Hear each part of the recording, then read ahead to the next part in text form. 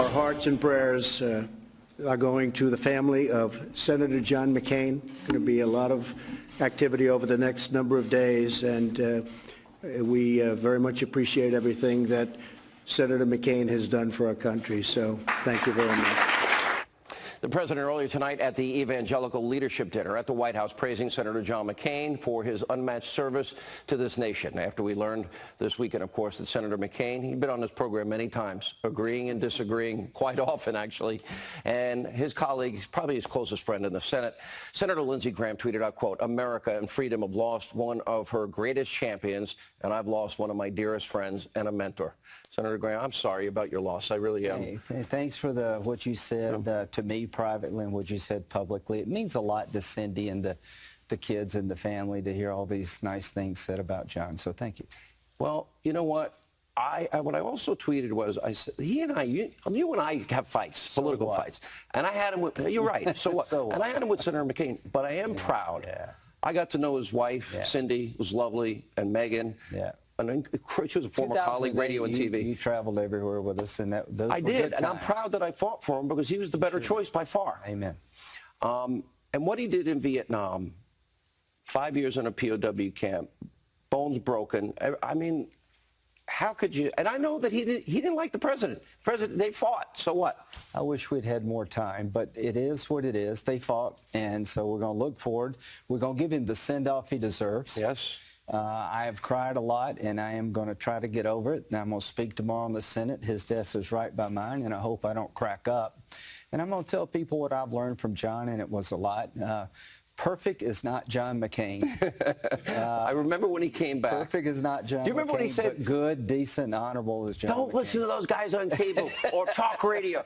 They can go straight to hell. And I'm like, okay, you didn't mind listening to me in 2008 when I was helping him. But he was a hero.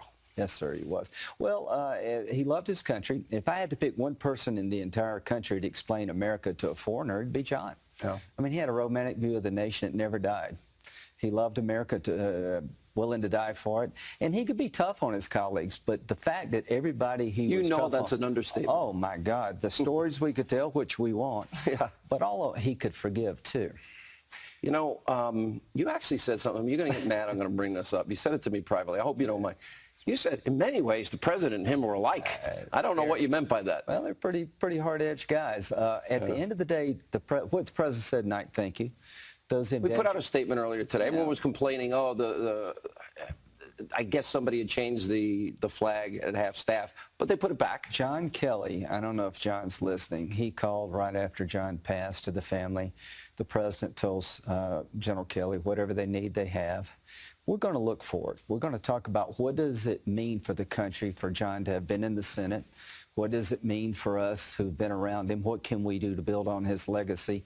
Where can I help the president? Do you notice what I notice? And all these people that said, I supported John McCain in 08. I went to war for John McCain in 08. You never called him crazy. I wanted him to win. But all these people that are like, he was the greatest. I can go verse and chapter how vicious they were to him. Is it better to be nicer in life than, like Ronald Reagan, they trashed him. Then he passes on, one of the greatest presidents. That's not what you said back then. You know what John would say? I'll take it where I can get it.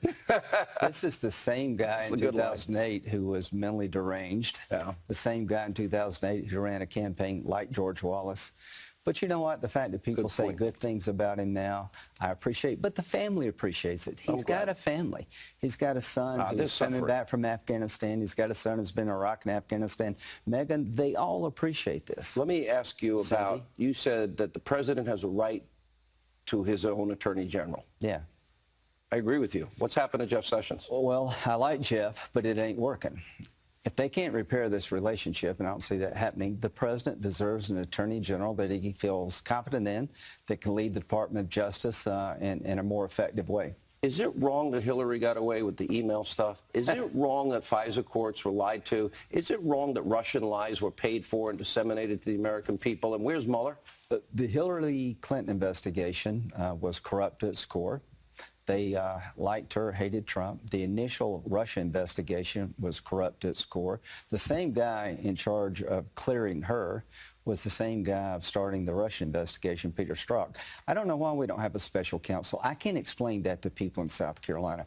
Okay, I hope and FISA courts, would you ever lie to a judge? Let me tell you, where's the courts? Would you delete subpoenaed emails? I would tell the judge, hey, oh, by the way, this guy's on the payroll of the Democratic Party. You ought to consider that. The bottom line, it was corrupt, and we need to fix it so we don't do it again. But we're going after people for taxes and loan applications, not Russia. The bottom line, if the president did not collude with the Russians, and I don't believe he did, this is just going to be a lot of noise. Senator, I'm sorry. I know how close you are. And our thoughts and prayers to Cindy, Megan, and the entire family. I am better off for having known him. He loved his country, and we will be talking a lot about what he did and how there's a little John McCain in all of us. If we can bring that out, the country will be in a good spot. Newt Gingrich is a former Speaker of the House and author of the new book, Trump's America, and a Fox News contributor.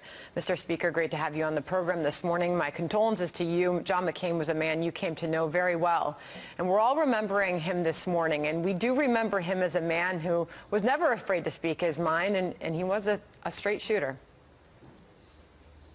Well, I'd known John in the Congress since 1982 when he was first elected, so it's a long experience. I worked with him on his campaign in 2008, and I had enormous respect for him, partially because I'm very, very close to General Chuck Boyd, who was a prisoner of war with McCain, and who thought so highly of the leadership and the courage that McCain showed in the prison camp in Vietnam. And that really colored my whole approach to John, because you realize what he'd been through, you realized how deeply he was patriotic and wanted to serve the country. And the only thing, by the way, I thought Karen Tumulty did a great job just now, except I don't think it's that John looked for fights. I think John is like Theodore Roosevelt. He spent every morning looking for causes which then justified a fight.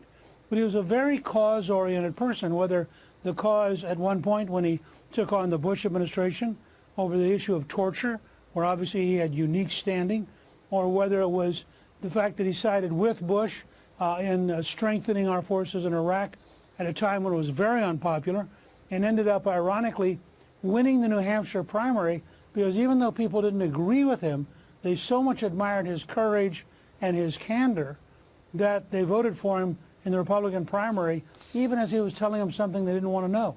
So John had a remarkable ability to find issues and to find causes that were worthy of fighting, and then he was utterly, totally fearless. I've never seen anybody who had a greater capacity for taking on anybody or anything than John McCain. In the wake of his death, you have decided to write about why John McCain was such an inspiration to you. Speaker Gingrich, why was he? Well, part of it was just purely personal, as I recounted in the article that I wrote for FoxNews.com. Literally, I was on the floor of the House one day when John was still in the House, and I'd been involved in some big fight with the Democrats. And two of their larger members, physically larger, came over, and they were sort of trying to psychologically push me. And they said, look, you know, we know what you're doing, and we're coming for you. Well, I didn't realize that John was next to me. He instantly physically stepped in next to me, looked up at him, because he's not that big physically, looked up at him and said, when you come for him, you have to come for me. The name is McCain, M-C-C-A-N. I almost felt like I was watching the automatic behavior that he'd learned in Hanoi in the prison camp. And ever since, I've always looked at him and sort of like, wow, here's a guy who will protect you at a moment's notice. If I could ask you to weigh in on the discussion that is the relationship that he had with the president. He was obviously openly critical of the president and his policies, and Fox News is reporting that the White House had drafted a statement on John McCain but then decided to never release it, although the president did tweet his condolences to the family. What was that relationship between McCain and Trump? Look, I think you had two very tough guys who very early on in the Trump presidential campaign got at loggerheads. McCain took a shot at Trump, and as you know, you shoot at Trump, he's going to shoot back immediately. I think what Trump said at the time was very unwise and very inaccurate, but nonetheless, by that point, they're locked into this personal relationship of hostility. And then there are genuine, honest policy differences. And I think that's part of what you get when you have a disruptive new president. So the two of them seem to find it impossible to unlock and start over. Well, it's great to get your thoughts and your look back at his life this morning. Speaker Newt Gingrich, thank you. Nice to see you. Good to be with you.